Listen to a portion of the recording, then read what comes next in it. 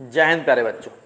आज का एकदम नया फ्रेश टॉपिक, नया माल पेटी pack, drift velocity. Drift velocity क्या बवाल है यार जी। डेफिनेशन सुनाऊं मैं ड्रिफ्ट वेलोसिटी की। ड्रिफ्ट वेलोसिटी होता क्या है? Drift velocity define as the average velocity. Drift velocity is define as average velocity which the free electron get drifted towards when free electron get drifted towards the positive terminal of a conductor under the influence of external electric field।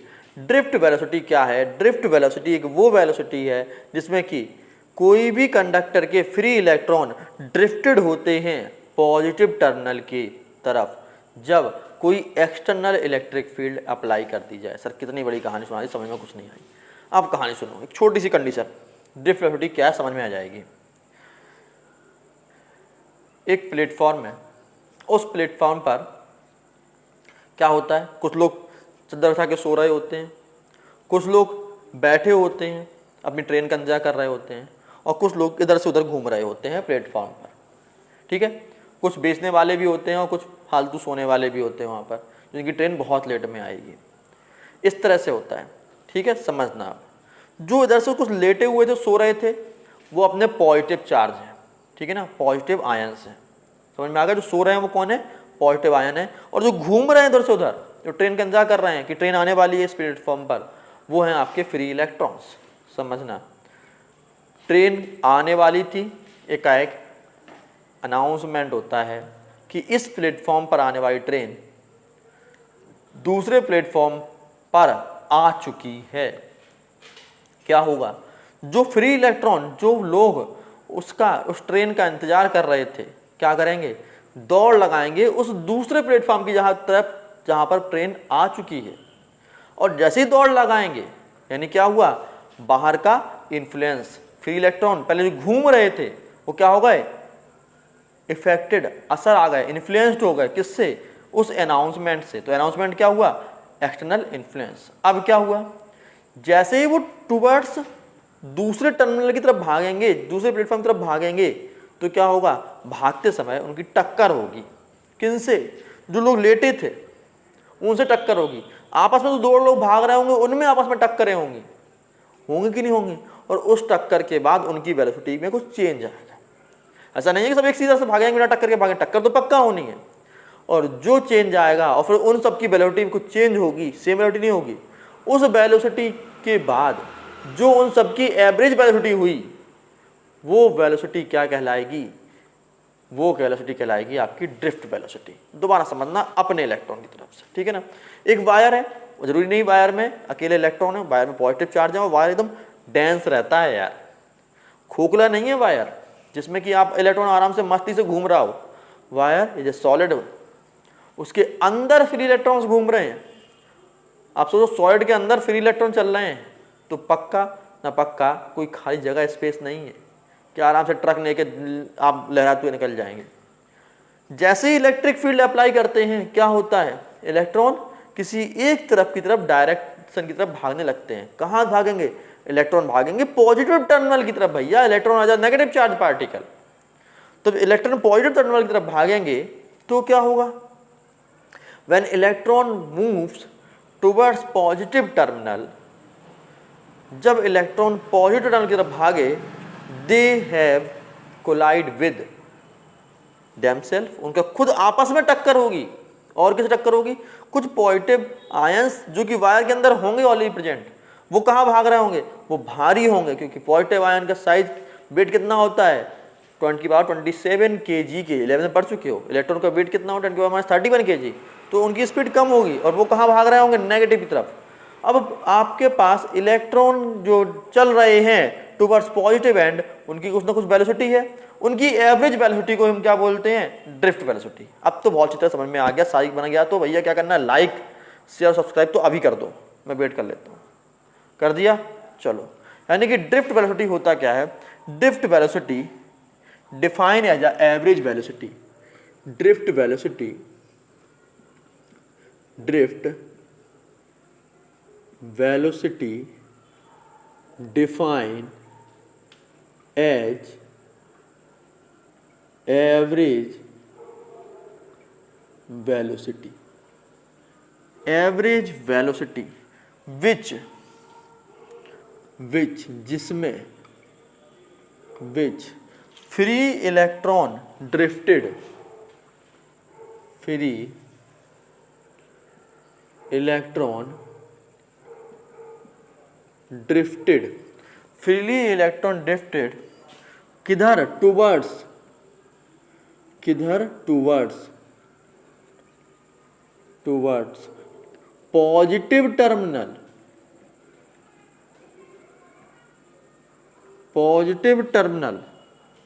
on the conductor,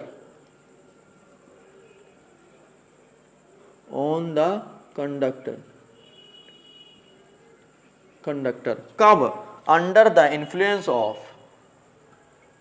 under the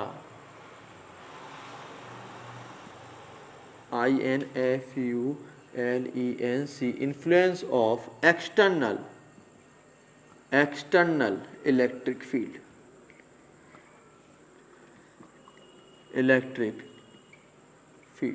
बस यही definition है drift velocity की। Drift velocity क्या है? Electron का motion किसी conductor wire में जब एक्सटर्नल इलेक्ट्रिक फील्ड अप्लाइड कर दी जाए, सिंपल सी डेफिनेशन।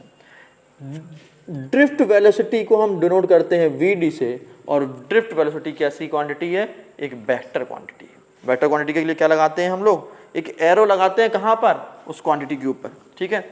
अब ड्रिफ्ट वेलोसिटी वेक्टर क्वांटिटी, और ड्रिफ्ट वेलोसिटी होता किसके इक्वल है? माइनस ई मतलब इलेक्ट्रिक फील्ड, ई मतलब चार्ज ऑफ इलेक्ट्रॉन, टाउ मतलब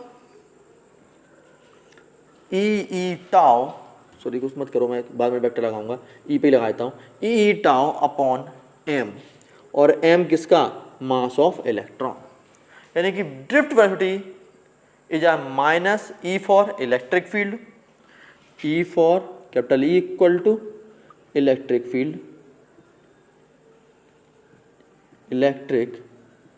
फील्ड, जो अप्लाइड करी जा रही है, इस इलेक्ट्रिक फील्ड की बात कर रहे हैं। स्मॉल ई क्या है? Small e equal to charge on electron, और वो कितना होता है? 1.6 इंटू 10 की पावर माइनस 19 कूलम। टाउ क्या है बेटा? टाउ है एवरेज रिलैक्सेशन टाइम, एवरेज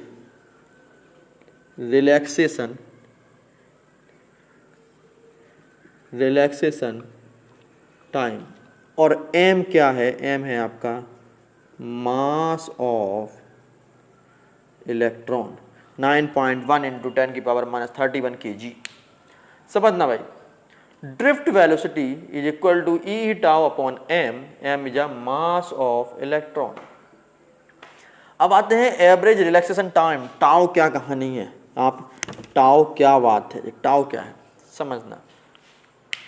दो टक्करों के बीच का, एक टक्कर हुई, ये टक्कर हुई और ये टक्कर हुई, दो टक्करों के बीच का, सभी टक्करों के बीच का, दो टक्करों, सभी टक्करों की बात कर रहा हूँ, सभी टक्करों के बीच का टाइम डिवाइड नंबर ऑफ टक्कर्स, number of collisions, the all time between the collision divide by number of collision is equal to average relaxation time. एक टक्कर हुई, ये टक्कर हुई, पहले इलेक्ट्रॉन जा रहा है, यहाँ चला, 1 सेकंड 2 सेकंड 3 सेकंड टक्कर हो गई, फिर चला 5 सेकंड टक्कर हो गई। देखना भाई 5 सेकंड में 2 टक्करें हुई, टाइम कितना हुआ रिलैक्सेशन टाइम? कितनी देर बाद टक्कर हुई? सर 2.5 सेकंड बाद, क्योंकि 5/2 किया ही तो है ना। तो यानी कि रिलैक्सेशन टाइम क्या है? सभी टाइम को, जितना भी इलेक्ट्रॉन का टाइम है, डिवाइड बाय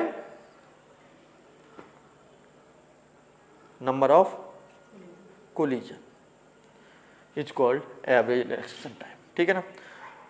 अब आते हैं कैसी क्वांटिटी, मैं बता चुका हूँ, this is scalar vector quantity, not a scalar quantity, this is vector quantity. और टाउ है एवरेज रिलैक्सेशन टाइम, और इसका है mean free path upon drift speed of electron. यदि मैं टाउ की डेफिनेशन के बारे में, टाउ के लिए फॉर्मूला लिखूँ तो टाउ इक्वल टू होता है, tau equal to mean free path, mean free path of electron upon drift speed drift speed of electron. यानी टाउ के लिए, यदि टाउ के लिए फॉर्मूला क्या है, सभी पाथ कितना, सारा path upon drift speed of electron. तो एवरेज रिलैक्सेशन टाइम का फॉर्मूला आपके पास मिल गया। Average relaxation time equal to होता है mean free path of electron upon drift speed of electron, ठीक है ना। अब आते हैं expression for the drift velocity. Drift velocity के लिए एक्सप्रेशन जी निकला कैसे, v d equal to e tau upon m e कहाँ से आया और कैसे आया, ठीक है ना। अब इसको ड्राइव कर लेते हैं और सॉल्व करके फिर आगे बढ़ते हैं, ठीक है ना। ड्राइव छोटा सा ड्राइव है। उससे पहले यदि मैं आपसे कह दूं कि यदि आपने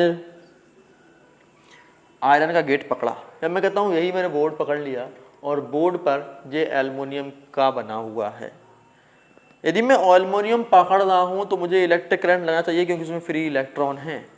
तो क्यों नहीं लग रहा है, ध्यान रखना, क्योंकि इस समय इलेक्ट्रॉन में कोई इधर जा रहा होगा, कोई इधर जा रहा होगा, कोई इधर जा रहा होगा, कोई एक्सटर्नल इलेक्ट्रिक फील्ड अप्लाई नहीं हुई। देख रहे हैं ना, इलेक्ट्रिक फील्ड, जब तक एक्सटर्नल इलेक्ट्रिक फील्ड अप्लाई नहीं होगी तो इलेक्ट्रॉन एक पर्टिकुलर डायरेक्शन चलेंगे ही नहीं, और जब चलेंगे नहीं तो क्या होगा, हमें करंट नहीं लगेगा। यानी कि इसमें इस समय इलेक्ट्रॉन का मीन फ्री पाथ जो हम बात कर रहे हैं, एवरेज थर्मल वेलोसिटी कितनी हो रही होगी, कितना, 0। इस समय इलेक्ट्रॉन यदि मैं इसको पकड़ रहा हूँ, करंट नहीं लग रहा है, तो क्यों नहीं लग रहा है, क्योंकि when we say that in this time, initially अभी करंट अप्लाई नहीं हुआ, एक्सटर्नल इलेक्ट्रिक फील्ड नहीं हुआ, जब तक एक्सटर्नल इलेक्ट्रिक फील्ड अप्लाई नहीं करेंगे क्या 0 होगा, average thermal velocity of electron equal to 0। यानी कि क्या है, हमें पता है कि हमेशा average thermal THERMEL thermal velocity of electron, average thermal velocity of electron equal to 0। किसी भी इलेक्ट्रॉन की एवरेज थर्मल वेलोसिटी कितनी होती है, 0 होती है। यदि हम इसको डिटेल में लिखें, यानी कोई पहले इलेक्ट्रॉन की वेलोसिटी V1 है प्लस दूसरे की V2 है, तीसरे इलेक्ट्रॉन की V3 है, and so on, n number of electron है, तो इन सब की average thermal velocity divide by n equal to कितनी होगी, 0 होगी। और इसी वजह से हमें क्या नहीं लग रहा है, इलेक्ट्रिक करंट नहीं लग रहा है। यदि मैं इस बात को ले लूँ तो यहाँ पर इस बात से हमें क्या मिलेगा, हमें एक इक्वेशन 1 मिल गई, इक्वेशन नंबर 1। मैं दूसरे मार्कर से दिख जाऊँगा, आपको इक्वेशन नंबर 1 समझ में आ जाएगी कि इक्वेशन 1 कितनी हो जाएगी इसकी, दिस बन जाए इक्वेशन नंबर 1। अब आते हैं नेक्स्ट, हम पढ़ चुके हैं, हम क्या जानते हैं, F इक्वल टू, हम जानते हैं वी नो दैट, हम जानते क्या है, F इक्वल टू फोर्स किसको इक्वल होगा, E इंटू क्यू इंटू ई। आप जानते हैं F इक्वल टू क्यू यानी कि चार्ज इंटू इलेक्ट्रिक फील्ड, और यहाँ पर इलेक्ट्रॉन चल रहे हैं, तो भैया आपको पता है कि इलेक्ट्रॉन का चार्ज कितना होता है, माइनस ही, यही तो होता है, कितना होता है, माइनस का ई, और इलेक्ट्रिक फील्ड जो अप्लाई करी गई है वो कितनी है, कैपिटल ई। तो we know that F equal to E. इसको यदि मैं इक्वेशन नंबर 2 बना लूँ, जी हमारे पास कौन सी इक्वेशन हो गई, इक्वेशन नंबर 2। कैसे पता है, F equal to q e, यहाँ पर क्यू किसके हो जाएगा, माइनस के चार्ज ऑफ इलेक्ट्रॉन के बराबर, इलेक्ट्रॉन चार्ज कितना होता है, माइनस का ई, ठीक है ना। जी आपका इक्वेशन नंबर 2 बन गई, सॉरी 1 नहीं 2 बन गई, ठीक है ना। अब देखो भाई, अब इलेक्ट्रॉन को जैसे ही हम क्या करेंगे, एक्सटर्नल इलेक्ट्रिक फील्ड लगाएंगे, इलेक्ट्रॉन क्या होंगे, इलेक्ट्रॉन की वेलोसिटी चेंज हो जाएगी, क्या चेंज हो जाएगी, इलेक्ट्रॉन की वेलोसिटी चेंज हो जाएगी। और आप पढ़ चुके हो काइनेमेटिक्स इक्वेशन से V equal to U plus AT, और U कितनी थी, शुरुआत में कितनी थी, V1 प्लस A, और T किसमें, टाउ में, और टाउ कितना, टाउ 1, ठीक है ना। यानी हम कहते हैं V1 डैश कब, एक्सटर्नल इलेक्ट्रिक फील्ड अप्लाई करने पर नई वेलोसिटी क्या हो गई, V1 dash equal to V1 plus A tau 1। इसी तरह यदि V2 डैश की बात करें, दूसरे की इलेक्ट्रॉन कितनी हो जाएगी, V2 प्लस A टाउ 2, तीसरे इलेक्ट्रॉन की V3 equal to V3 dash equal to plus A tau 3, and so on चलती रहेगी सभी की, जो समझ में आ गई आपके पास। और यही तो क्या है, अब जो नई वेलोसिटी लगी, when free electron drifted towards the positive. अब तो एक्सीलरेट हो रहा है कि नहीं हो रहा है? क्यों हो रहा है एक्सीलरेट? क्योंकि वो भाग रहे हैं किधर को? पॉजिटिव टर्मिनल की तरफ एक्सीलरेट होगा। इलेक्ट्रिक फील्ड अप्लाई करने पर वो एक्सीलरेट हो गए, तो इनकी इन सब की एवरेज वेलोसिटी कौन सी? v1 dash plus v2 dash plus v3 dash, इन सब की क्या हो जाएगा? एवरेज वेलोसिटी क्या कहलाएगी? आपकी ड्रिफ्ट वेलोसिटी। तो हम कह सकते हैं vd equal to v1 dash plus v2 dash plus v3 dash and so on upon n। यही तो करना था हमें, बिल्कुल यही तो निकालना था। ड्रिफ्ट वेलोसिटी इसकी डेफिनेशन है। अब क्या करेंगे? वेल vd1 vd2 और vd3 की वैल्यू पुट करते हैं। वैल्यू पुट करें, चलिए भाई इसमें वैल्यू पुट करते हैं। कैसे? देखो भाई, ड्रिफ्ट वेलोसिटी vd यानी कि vector quantity, vd drift velocity equal to v1 dash, कितना होगा? v1 प्लस कितना हो रहा है? v1 plus a τ1 plus v2 plus a τ2, v2 की वैल्यू पुट कर रहा हूं मैं इसमें, plus and so on upon n। नहीं चलेगा? v1 प्लस v2, क्या इसको ऐसे भी ले सकते हैं? vd dash vd equal to कितना आएगा? v1 plus v2 plus v3 upon n plus a common ले लिया और हमारे यहाँ बचा τ1 प्लस τ2 प्लस τ3 अपॉन n। कुछ नहीं किया, v1 plus v2 plus v3 सबको इकट्ठा कर लिया अपॉन n करके, क्योंकि n दोनों में नीचे तो n एलसीएम आ जाएगा। यहाँ पे वही किया हमने, ये सबका कॉमन ले लिया और τ1 τ2 τ3 आ गया। इस वैल्यू को देखो क्या लिखा है इक्वेशन 1 से, कितना लिखा हुआ है इक्वेशन 1 पर? इक्वेशन 1 पर ये वैल्यू किसके इक्वल दिख रही है? 0 के इक्वल दिख रही है। एवरेज थर्मल वेलोसिटी में से कितनी होती है? 0 होती है। चलिए तो हम क्या लिखते हैं भाई? vd equal to a bracket में τ1 plus τ2 plus τ2 plus τ3 upon n। और यदि हम इसको τ1 τ2 τ3, ये आप जे वैल्यू देख रहे हैं, इसको हम टाउ कह दें, इसको हम क्या कहते हैं? टाउ कहते हैं। तो vd equal to a tau हो जाएगा। vd इक्वल टू क्या हो जाएगा? a टाउ हो जाएगा। vd equal to a tau. अब देखो भाई, a टाउ तो समझ में आ गया। अब a कहाँ से निकालें? देखो, यानी इस इक्वेशन को इक्वेशन नंबर हम क्या बना दें? 3 बना दें। कौन सी इक्वेशन बना दें? इक्वेशन नंबर 3 बन गई आपकी। अब देखो, आपको पता है f इक्वल टू क्या होता है? एम ए होता है। और यहाँ f इक्वल टू कितना दिख रहा है? ई ई। यदि मैं यहाँ कहूँ f equal to m a, इन दोनों को कंपेयर कर दो, इक्वेशन 4 जे हो गई, इन दोनों को कंपेयर कर दो, तो यहाँ से देखो बेटा a इक्वल टू कितना आएगा? यहाँ से देखो m a equal to minus e e, और a इक्वल टू कितना आएगा बेटा? मैं दूसरे मार्कर से करूँगा यहाँ पे इसको, क्योंकि ये आपकी इंपॉर्टेंट चीज़ है, तो इसको मैं ब्लू मार्कर से कर रहा हूँ यहाँ पे, कि आपको पता है f equal to m a, equation number 4, equation 2 और 4 से रोमन में बनाना था, इक्वेशन 4, इन दोनों क्वेश्चन को इक्वेट करेंगे तो हम देख रहे हैं m a equal to minus e e, और यहाँ से a इक्वल टू कितना आया? a equal to minus e e upon minus के e capital E upon m। दिखाई दे रहा है? हमें a की वैल्यू यहाँ से मिली, जी हमें a मिल गई।